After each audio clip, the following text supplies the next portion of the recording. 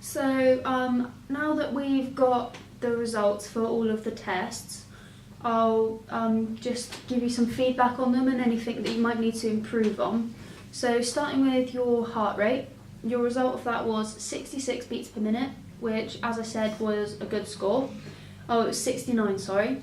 And this is important for your sport, swimming, which you stated in your questionnaire, as it just leads to a steady increase in your heart rate, which means that more oxygen will be provided for your working muscles, so you'll just be able to work at a higher intensity for the whole race rather than just one period of it. During the test, you followed the instructions, so the reading on the sphygmomanometer was accurate. Your heart rate is good, but it could just be improved slightly just to make it more efficient. By doing this, it would just provide even more oxygen to the working muscles whilst reducing pressure on your heart, as it won't have to work as hard to pump the same amount of blood.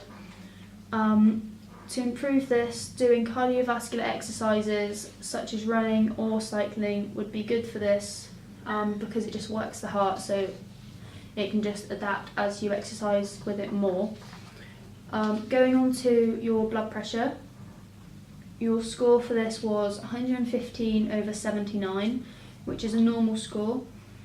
This is good because, as I said just a minute ago, you can work at much higher intensities for a longer period of time. So you can just basically like swim your fastest for the whole race, or for like 3/4 of the race, rather than just maybe half or a quarter of it. Once again, you followed all the instructions correctly, so just gave us a good result. Improving your blood pressure isn't vital, but it would be beneficial to you, as it just puts your body under a lot of less stress. To do this, maintain a healthy diet is important, as well as doing cardiovascular training such as running. Like I said, you don't need to change your blood pressure, but maintaining this score or maybe even lowering it would be good.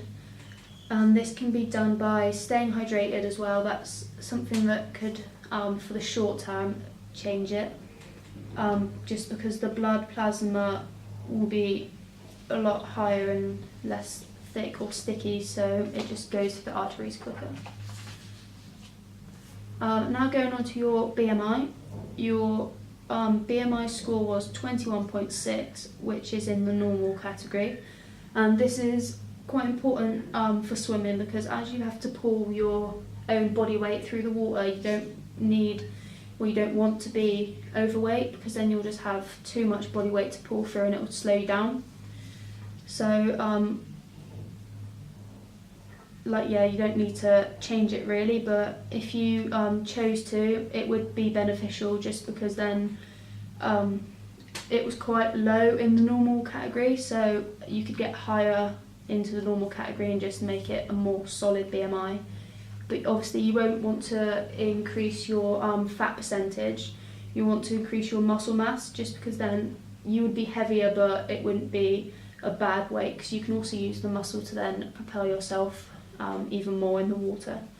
So doing weight training in the gym or at home, just using body weight, could help improve this. Now finally, we'll speak about your peak flow, which was your best one was 390. This is a below average score. It wasn't too average, but too below average, but it was in that category. A good peak flow would be really beneficial for swimmers, as you have to forcefully exhale when you come up for that breath. So doing that, you just get rid of more CO2, and then taking in the deep breath, you can get more oxygen for when you're under the water, and to provide your muscles with a lot more oxygen. It was below average, so it is quite important that you do improve this, just because it just makes your sporting performance a lot better, as then, like I said, you'd be able to take in more oxygen and remove a lot more CO2. To improve your peak flow, doing cardiovascular training would be good. This is due to the fact that your body would just adapt to this exercise and then become more efficient, leading to an improvement in your peak flow.